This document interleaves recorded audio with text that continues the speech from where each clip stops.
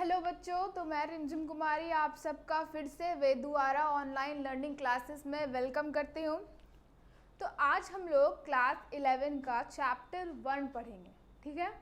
उसको पढ़ने से पहले उसकी कुछ मार्किंग स्कीम देख लेते हैं। मार्किंग स्कीम ये है, पहले हम आपको नीट के बेसिस पे बताते हैं। Diversity in living organism unit 1 है, क्लास 11 यूनिट 1 या फिर biology unit 1 diversity in living organism, ठीक है। नीट में इससे टोटल 14% क्वेश्चन पूछे जाते हैं, जिसमें से चैप्टर 1 में से या तो क्वेश्चन का नंबर 1 होगा या 2, इससे ज़्यादा नहीं पूछे जाते। उसके बाद सेकेंड चैप्टर से 3 या 4 क्वेश्चन पूछे जाएंगे, थर्ड से 3 और फोर्थ चैप्टर से 3 या 4 चैप्टर। क्लास 11 सीबीएसई बोर्ड से अगर देखें तो इस चैप्टर से, इस यूनिट से टोटल 15 मार्क्स के क्वेश्चन पूछे जाते हैं। कौन से यूनिट से? डाइवर्सिटी इन लिविंग ऑर्गेनिज्म से कुल मिलाकर 15 मार्क्स के क्वेश्चन पूछे जाते हैं। तो इन सब को हम लोग देखते रहेंगे, एक साथ लेकर चलेंगे, इस बोर्ड और नीट को एक साथ लेकर चलेंगे। हर चीज़ लाइन बाय लाइन अच्छे से एक्सप्लेन करके एनसीईआरटी के हर वर्ड, हर टर्म, हर चीज़ को एकदम क्लियरली समझेंगे, ठीक है। तो स्टार्ट करते हैं अपना चैप्टर, जिसका नाम है लिविंग वर्ल्ड। लिविंग, कोई भी चीज़ लिविंग है या नॉन लिविंग है कैसे पता चलेगा? कुछ कैरेक्टर होंगे जिनके बेसिस पे हम ये डिफ्रेंशिएट कर सकते हैं कि हाँ, इस कैरेक्टर की बेसिस पे हम कह सकते हैं कि ये जो थिंग है ना, ये नॉन लिविंग है या फिर लिविंग है। ऐसा हम लोग कर सकते हैं। तो आपके एनसीईआरटी बुक में 2 क्वेश्चन पूछे गए हैं, what is the basis of life and what is life और व्हाट इज लिविंग। तो एक जो क्वेश्चन उसमें लिखा हुआ है फिलोसफिकल वन है, मतलब उस पर ध्यान नहीं देना, वो हम लोग as a scientist scientific terms पढ़ेंगे, फिलोसफिकल टर्म्स नहीं पढ़ेंगे। तो हम पढ़ेंगे व्हाट इज लिविंग। लिविंग क्या है?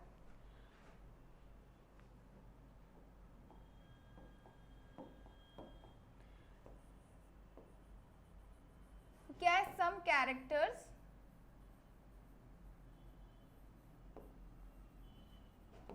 exhibited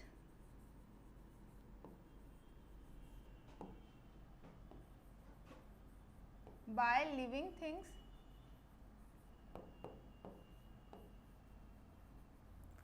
तो क्या क्या कैरेक्टर है?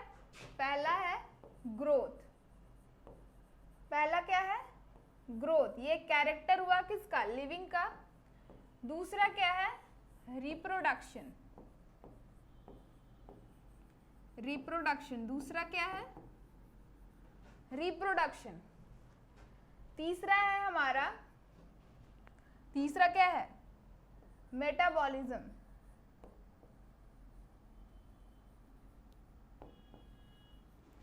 मेटाबॉलिज्म। चौथा है सेलुलर ऑर्गेनाइजेशन।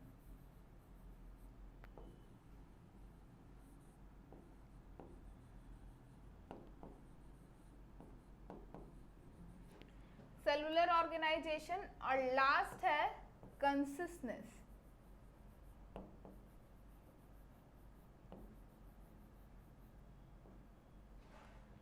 कॉन्शियसनेस। तो लिविंग के 5 कैरेक्टर दिए गए हैं। इन पांचों को हम एक एक करके पढ़ेंगे और पता करेंगे इनमें से कौन सा कैरेक्टर डिफाइनिंग कैरेक्टर है और कौन सा कैरेक्टर एक नॉन डिफाइनिंग कैरेक्टर है। मतलब कैरेक्टर तो है, वो लिविंग में होता है, लेकिन वो डिफरेंशिएट नहीं कर सकता कि वो लिविंग है या नॉन लिविंग है, ठीक है। तो इसमें हम लोग देखेंगे कौन से डिफाइनिंग कैरेक्टर है और कौन नॉन डिफाइनिंग कैरेक्टर है।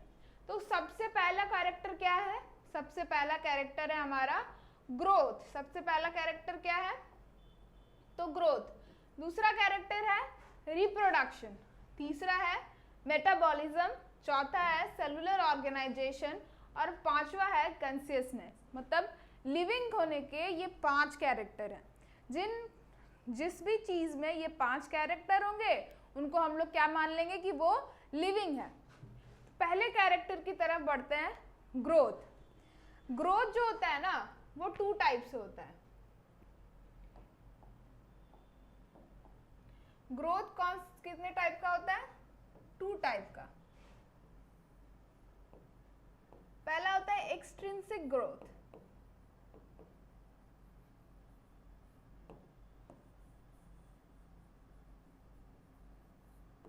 एक्सट्रिंसिक ग्रोथ और दूसरा है intrinsic growth.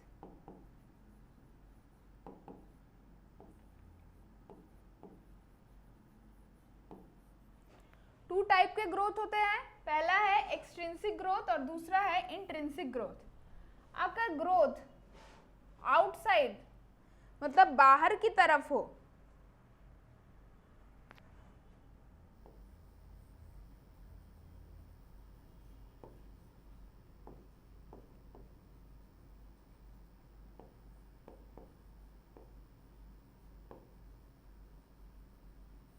Growth occurs externally, और इंट्रिंसिक क्या है, ग्रोथ ऑकर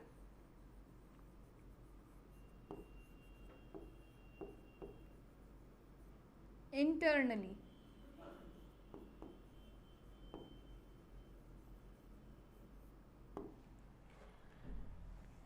एक्सट्रिंसिक ग्रोथ जो होता है वो मेनली होता है नॉन लिविंग में।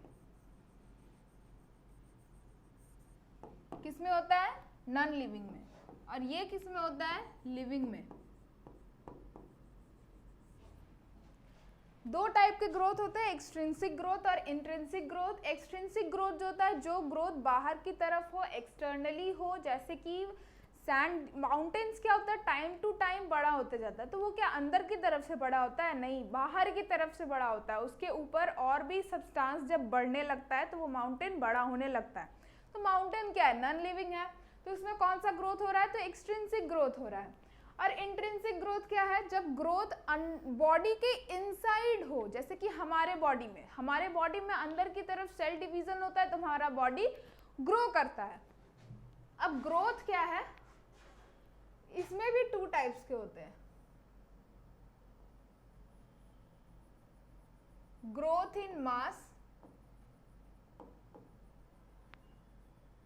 और दूसरा है ग्रोथ इन नंबर। ग्रोथ की जगह कोई और टर्म यूज करते हैं, इंक्रीज,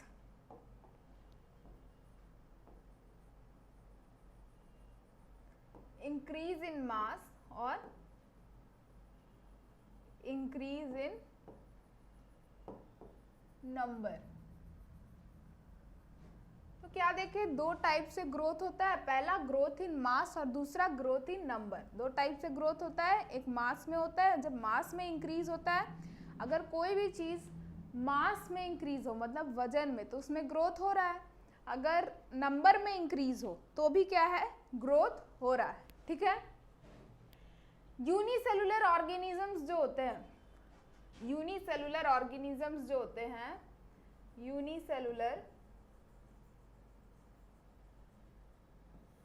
यूनिसेलुलर में क्या है, growth and reproduction is exclusive term.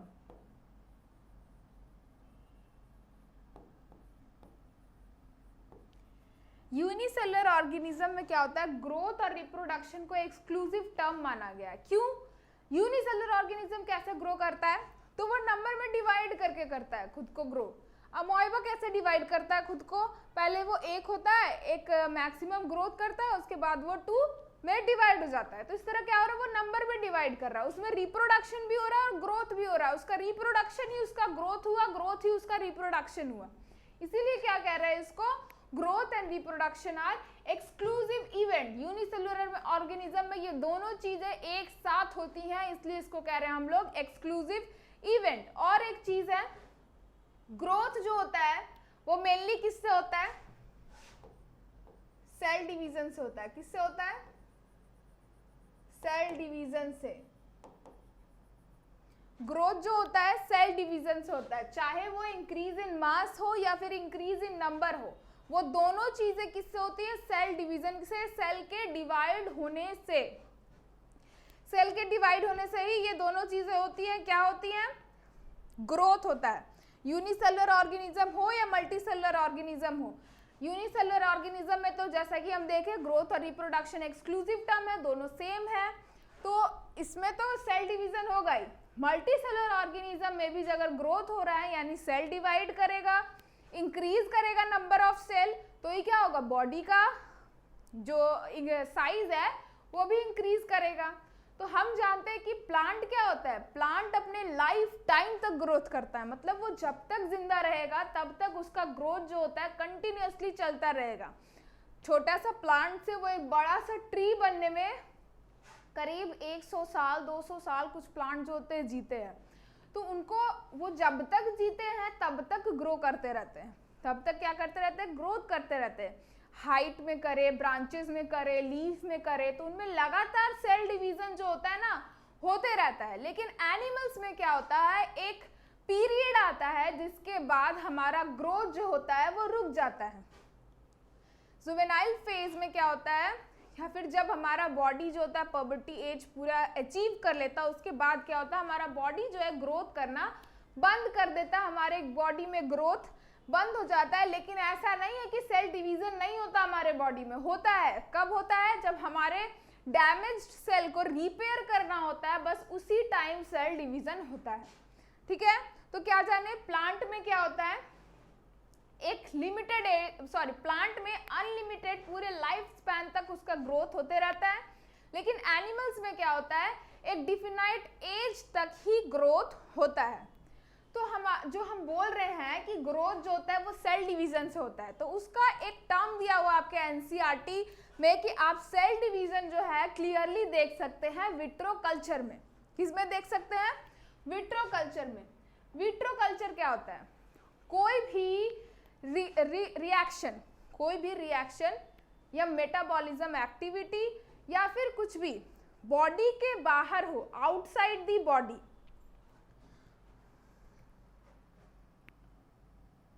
Vitro मतलब क्या होता है, outside the living body, outside the living body. कोई भी कल्चर, कोई भी डिवीजन, कुछ भी अगर बॉडी के बाहर हो तो उसको क्या कहेंगे हम लोग, विट्रो कल्चर कहेंगे। क्या कहेंगे, विट्रो कल्चर। तो यहाँ पर एक एग्जांपल हम लोग लिए हैं टिश्यू कल्चर का। किसका लिए हैं, टिश्यू कल्चर का। इसमें हम लोग देखेंगे आखिर विट्रो कल्चर ये भी क्या हो रहा है, प्लांट के बाहर हो रहा है। ऐसे डिवीजन क्या होता है, प्लांट में होता है, लेकिन हम लोग यहाँ क्या कर रहे हैं, टिश्यू को ले रहे हैं प्लांट में से और फिर हम लोग उसको बाहर ग्रोथ कर रहे हैं, प्लांट के बाहर एक न्यू प्लांट ग्रो कर रहे हैं। इसको कहेंगे टिश्यू कल्चर, जिसके थ्रू हम जानेंगे कि एक नॉर्मल सेल, एक सेल को लेकर के प्लांट से एक न्यू सेल बना दे रहे, किसके थ्रू, सेल डिवीजन के through. Cell division tissue culture को देखने से पहले हम लोग को क्या करना है, सबसे पहला जो है, पहला स्टेज, हमको एक टिश्यू लेना है, मेरिस्टेमेटिक टिश्यू। क्या लेना है,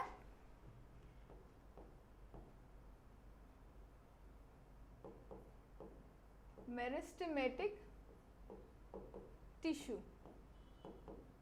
कौन सा टिश्यू लेना है, मेरिस्टेमेटिक टिश्यू। मेरिस्टेमेटिक टिश्यू एक ऐसा टिश्यू होता है जो डिवाइड करते रहता है, ठीक है।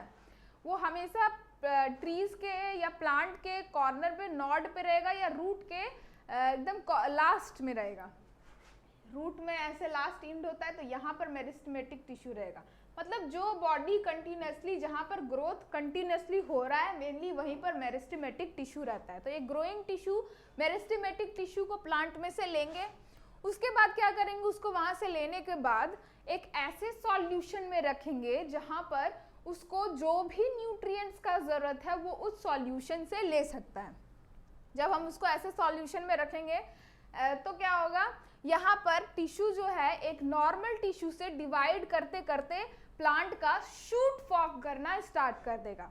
जब प्लांट का शूट फॉर्म हो जाएगा तो उस प्लांट को उठा करके हम किस में रखेंगे, हम एक अनदर सॉल्यूशन में रखेंगे, अलग सॉल्यूशन में रखेंगे, जिसमें अब अलग न्यूट्रिएंट्स पर प्रेजेंट है जिसके जो रूट के मॉडिफिकेशन या रूट के डेवलपमेंट के लिए इंपॉर्टेंट है, जरूरी है, वो सारे न्यूट्रिएंट्स इस सॉल्यूशन में पाए जाएंगे।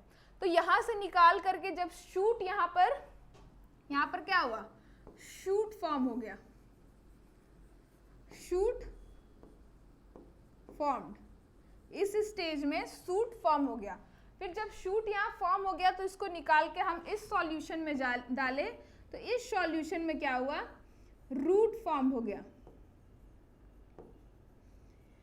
जब प्लांट का शूट और रूट दोनों फॉर्म्ड हो गया तो उसको निकालकर हम अब सॉइल में प्लांट कर देंगे, जिससे क्या होगा, हमारा न्यू प्लांट हमको मिल जाएगा। तो ये जो भी प्रोसेस यहाँ से यहाँ, ये क्या हुआ, यहाँ पर सेल डिवीजन हुआ,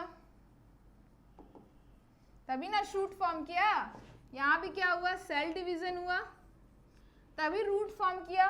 फिर यहाँ पर प्लांट होने के बाद भी यहाँ पर क्या हो रहा है, सेल डिवीजन हो रहा है, जिससे क्या हो रहा है, ये छोटे छोटे प्लांट एक बड़े प्लांट में कन्वर्ट हो जाएंगे। तो इस प्रोसेस से हम लोग सेल डिवीजन को क्लियरली देख सकते हैं। ये क्या है, प्लांट टिश्यू कल्चर, जो कि एक विट्रो कल्चर है, यानी कि प्लांट के बॉडी से बाहर हो रहा है, लिविंग बॉडी के बाहर हो रहा है। ठीक है, क्लियर है विट्रो कल्चर। तो ग्रोथ तो हम लोग समझ गए क्या है, ग्रोथ टू टाइप के हैं, एक्सट्रिंसिक और इंट्रिंसिक। अगर बाहर की तरफ ग्रोथ हो तो उसको एक्सट्रिंसिक कहेंगे, जो मेनली नॉन लिविंग में होता है। इंट्रिंसिक जो है अंदर की तरफ ग्रोथ होता है, जो मेनली लिविंग बींग्स में होता है।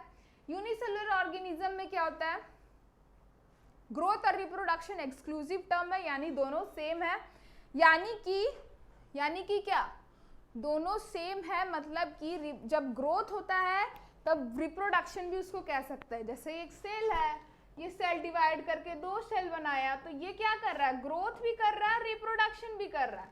इसीलिए हम कह रहे हैं कि यूनिसेलुलर ऑर्गेनिजम्स में ग्रोथ क्या है, एक एक्सक्लूसिव टर्म है। Growth and reproduction are mutually exclusive events, किसमें, यूनिसेलुलर ऑर्गेनिजम्स में। तो यहाँ पर हम लोग क्या देख रहे हैं, ग्रोथ तो हम समझ गए, लिविंग कैरेक्टर हो सकता है, लिविंग बींग्स ग्रोथ कर रहा है, लेकिन नॉन लिविंग थिंग्स भी ग्रोथ कर रहा है। कैसे, एक्सट्रिंसिक ग्रोथ कर रहा है।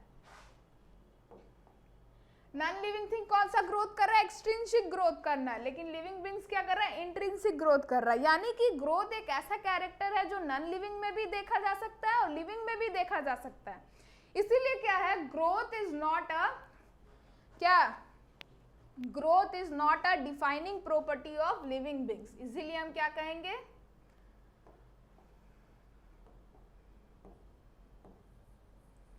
ग्रोथ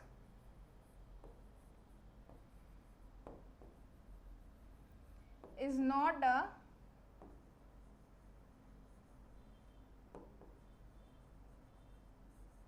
defining property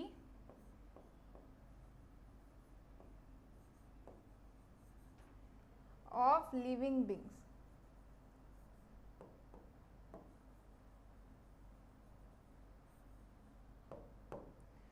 ठीक है, क्लियर है। तो यहाँ तक आज हम ग्रोथ तक पढ़े हैं। नेक्स्ट क्लास में हम लोग देखेंगे रिप्रोडक्शन के बारे में, मेटाबॉलिज्म, सेलुलर ऑर्गेनाइजेशन और कंसिस्टेंस के बारे में। ये सारे देखकर हम लोग लिविंग कैरेक्टर जो है वो सब क्लियर करेंगे कि लिविंग कैरेक्टर में कौन से डिफाइनिंग कैरेक्टर है, कौन से नॉन डिफाइनिंग कैरेक्टर है। ये सब हम लोग नेक्स्ट क्लास में क्लियर करेंगे। थैंक यू सो मच, मेरा आज का ये सेशन आप लोगों ने ज्वाइन किया, और अगले सेशन को भी बिल्कुल ज्वाइन करें। अगर आपको ये वीडियो पसंद आए तो प्लीज़ लाइक करें, सब्सक्राइब करें।